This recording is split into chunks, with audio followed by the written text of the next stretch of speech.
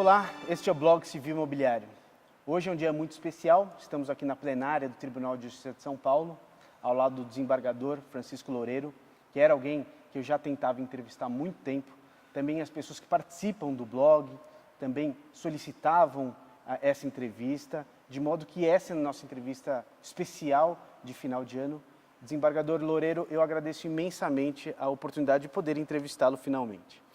O prazer de falar ao blog é todo meu e eu espero que a entrevista, ao final, seja de agrado de todos e que aqueles que nos ouvem aprovem aquilo que será dito hoje aqui. Com certeza. Obrigado. Bom, no tema de hoje, eu gostaria de tratar a respeito da propriedade fiduciária e a cobrança da taxa condominial.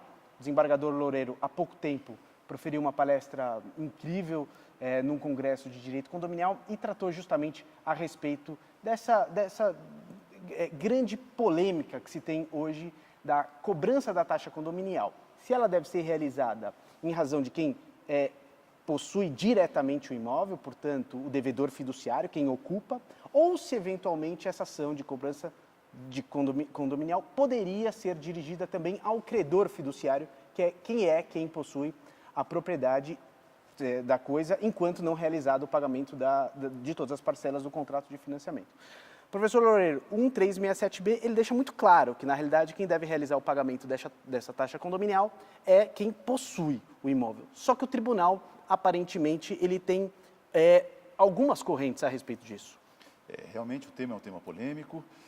A lei foi mudada em 2014, foram acrescentados 2 novos artigos ao próprio Código Civil, 1367 e o artigo 1368 foram alterados.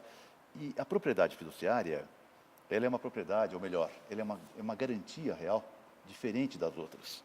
Porque as demais garantias reais que nós conhecemos, a hipoteca, o penhor, elas recaem sobre coisa alheia. E já a propriedade fiduciária, ela é singular, porque ela recai sobre coisa própria. Certo. A coisa dada em garantia permanece de propriedade do credor até que haja o pagamento integral do crédito. Essa é a marca da propriedade fiduciária, mas ela é uma falsa propriedade, uma vez que o credor fiduciário não pode usar, não pode fruir e nem pode vender a coisa. Por isso, o artigo 1367 do Código Civil B, ele foi alterado para dizer o seguinte, que a propriedade fiduciária é um direito real de garantia e se rege pelas regras do direito real de garantia. O artigo seguinte, o artigo 1368, ele foi também modificado para dizer que as despesas de condomínio, ou melhor, as despesas que a coisa gera, se for um veículo, o IPVA, as multas de trânsito, e se for um imóvel, as despesas de condomínio, o IPTU, são de responsabilidade do devedor fiduciante, que tem a posse direta do bem, enquanto pagar as parcelas em dia, enquanto não for retomado o imóvel, são de responsabilidade dele, e que o credor fiduciário não responde pelo pagamento dessas dívidas. Disse mais o artigo, que o direito do devedor fiduciante, que não tenha propriedade em seu nome, mas só irá recuperá-la quando e se fizer o pagamento da dívida garantida, ele tem a natureza de direito real de aquisição. Ele vai recuperar a propriedade da coisa quando e se efetuar o pagamento. E esse direito do devedor fiduciante, segundo o artigo 1368, tem valor patrimonial. Logo, se o condomínio não for pago, o que deve ser penhorado é o direito do devedor fiduciante e não a unidade autônoma, o apartamento, ou a casa em si. É isso o que diz a lei. É certo ou é errado? É confortável ou não a solução legislativa? A dificuldade é saber como é que o condomínio eventualmente poderia discutir esse direito aquisitivo. Porque, na realidade, o próprio CPC, atualmente, ele deixou expresso que cabe a penhora sobre os direitos aquisitivos sobre a coisa. Levar isso a leilão é que justamente a gente não sabe se isso tem um cunho econômico. Eu imagino que se eventualmente você pagou 70% da dívida, 80% da dívida, eventualmente haja interessados em adquirir. Mas e quem realizou o pagamento de uma parcela pouco expressiva, né? Não há dúvida que o direito do devedor fiduciante tem natureza patrimonial, ou seja, tem valor patrimonial. Só que, caso a caso, é que você vai ver se ele tem valor de venda ou não. Perfeito. Se houver o pagamento expressivo da parcela do financiamento, é claro que quanto mais eu pago, eu, devedor fiduciante, mais me aproximo de recuperar a propriedade plena. Nesse caso, será fácil levar a alienação, levar a leilão extrajudicial ou judicial os direitos do devedor fiduciante e o condomínio se pagar do seu crédito e quem arrematar esses direitos se subroga na posição de devedor fiduciante perante o banco, perante a instituição financeira. A grande maioria dos casos, no entanto, não será essa.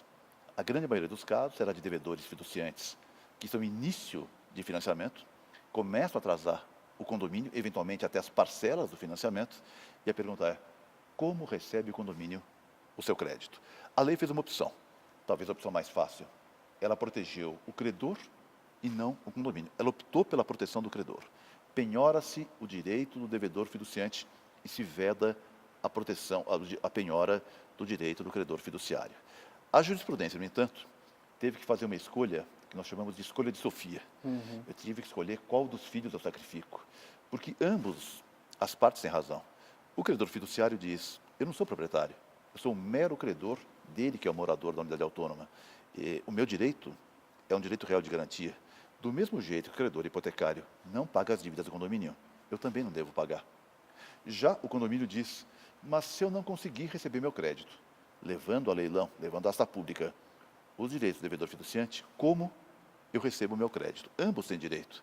E a jurisprudência acabou por conciliar, ou tentar conciliar, esses dois direitos antagônicos, do credor fiduciário e do condomínio, ambos com créditos a receber do mesmo devedor. Me parece que a melhor solução seria, primeiro, tentar vender os direitos do devedor fiduciante. Penhora-se e leva-se a esta pública o direito do devedor fiduciante. No entanto, se eu não encontrar interessados em esta pública, porque o valor da dívida remanescente muitas vezes é maior do que o valor da própria unidade, como é frequente que ocorra, aí sim, na falta de outra opção, eu penhoro os direitos sobre a unidade em si, direitos plenos, levo a asta pública e com o produto da arrematação, eu ressarço o condomínio e também indenizo o credor fiduciário. A resposta é, quem recebe primeiro? O condomínio ou o credor fiduciário? Quem tem a melhor preferência? Que seria o direito real de garantia, que seria, portanto, o credor. É isso. Não, eu entendo que é o condomínio.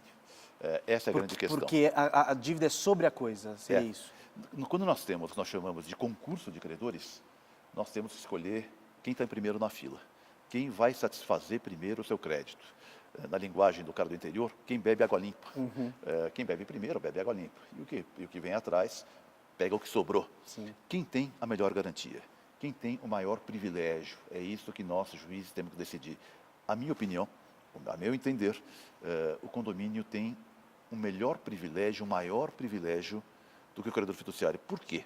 Por uma simples razão. Porque as despesas que não foram pagas pelo devedor fiduciante, pelo crédito dele, condomínio, visam, em última análise, preservar a própria coisa da negativa, são despesas da coisa. Do mesmo jeito que numa falência, é comum que nós tenhamos isso, numa falência há muitos credores trabalhistas, fiscais, previdenciários, disputando o mesmo crédito, as despesas da massa, ou seja, os vigias do patrimônio, as contas de luz da empresa já lacrada, elas são pré-concursais, são extra-concursais. Primeiro eu pago isso, e o que sobrar eu rateio entre os credores da falida. Aqui é a mesma coisa. Me parece que a despesa de condomínio é uma despesa da coisa, visa garantir a incolumidade da garantia, ou seja, visa preservar que a coisa de garantia permaneça incólume. Por isso, essas despesas têm um privilégio maior do que o próprio crédito garantido do credor fiduciário. Esse posicionamento, eventualmente, doutor Ler, o senhor não acha que, de certa forma, ele pode enfraquecer a garantia fiduciária? Primeiro, pelo fato de que a gente está dizendo que, eventualmente, a alienação fiduciária, cujo inadimplemento do contrato exigiria uma execução extrajudicial, ele tem um procedimento da 9.514, a gente permite, portanto, que a própria coisa agora possa ter um leilão judicial. Você acha que, eventualmente, esse posicionamento poderia, de certa forma, enfraquecer essa garantia que é tão relevante para o mercado? Veja que o leilão judicial que existe é o leilão judicial da execução das dívidas da obrigação de condomínio. Não é o leilão judicial ou extrajudicial da execução da garantia fiduciária. Sim. Veja, nós temos duas dívidas diferentes. O credor fiduciário vai continuar a executar o seu crédito ou a consolidar a garantia pela 9514. Lá é um procedimento próprio. Aqui, eu trato da execução extrajudicial da despesa condominial. E esse leilão é um leilão judicial. Só que o que vai a leilão, o que é? É o direito aquisitivo do devedor fiduciante e, se não tiver liquidez, se não tiver interessados, em última hipótese, a própria unidade autônoma. O produto da arrematação, que o arrematante depositará em juízo, é que haverá uma disputa entre os dois credores. Me parece que não enfraquece, não, a garantia fiduciária por uma simples razão. Me parece que não é justo que a despesa que o condomínio teve para manter a garantia incólume seja deixada em segunda linha. Caso contrário, eu teria a oposição, ou melhor, a posição inversa, que os condomínios permanecessem enfraquecidos e, em última análise, não é justo que os demais condôminos financiem a integridade da garantia do credor fiduciário. Não me parece justo isso. Uma outra questão que me parece relevante a gente tratar, normalmente, quando o condômino ele está devendo a taxa condominial, ele também está devendo já para o banco. E o que eu tenho percebido na prática é que muitas instituições financeiras demoram muito tempo para executar sua garantia, ou seja, o sujeito ele está devendo há 2 a 3 anos, sendo que em 3 parcelas normalmente já se pode tentar notificá-lo para que purgue a mora e executar. E isso agrava tanto a posição do próprio devedor, quanto também a condição do condomínio. Não seria o caso de talvez a gente ter, seja uma legislação, uma resolução do Bacen, de talvez forçar o credor fiduciário nessas situações onde o sujeito deixa de adimplir a garantia e, portanto, também deixou de pagar a taxa condominial, de forçá-lo para que ele possa discutir logo, porque aí, então, consolidando a propriedade em seu nome ou havendo arrematantes, a partir daí, esses valores vão ser pagos. É claro que uma mudança legislativa esclareceria a situação, mas mesmo sem lei, me parece que, normalmente, os contratos dotados de garantia fiduciária, eles contêm uma cláusula expressa dizendo que, se houver inadimplemento de outras obrigações que coloquem em risco a garantia, isso provoca o vencimento antecipado da dívida. Portanto, a inércia do credor fiduciário em não executar a garantia, quer por inadimplemento da própria dívida, quer por inadimplemento da despesa condominial, essa inércia dele prejudica terceiros. Vamos lembrar que o contrato, ele interessa as partes, sem dúvida, ele vincula as partes, mas sem dúvida nenhuma, o contrato tem função social. E a função social do contrato diz respeito, ou melhor, tem o que nós chamamos de função ultrapartes. Ele irradia efeitos frente a terceiros. Portanto, esse comportamento omissivo do credor fiduciário, que deixa acumular uma dívida de condomínio, podendo executar a garantia própria e não faz, e deixa acumular uma dívida expressiva de condomínio, acaba por afetar o direito de um terceiro diretamente interessado, que é o condomínio. Me parece que ele deve responder por essa omissão contratual. É mais uma razão para dizer que o comportamento omissivo dele não pode beneficiá-lo, afinal. Ainda que não haja lei. Me parece que o próprio sistema contratual já permite, sim, essa solução. Não tenho dúvida nenhuma. Doutor Loureiro, eu gostaria de agradecer muitíssimo a sua entrevista, foi brilhante, muito esclarecedora.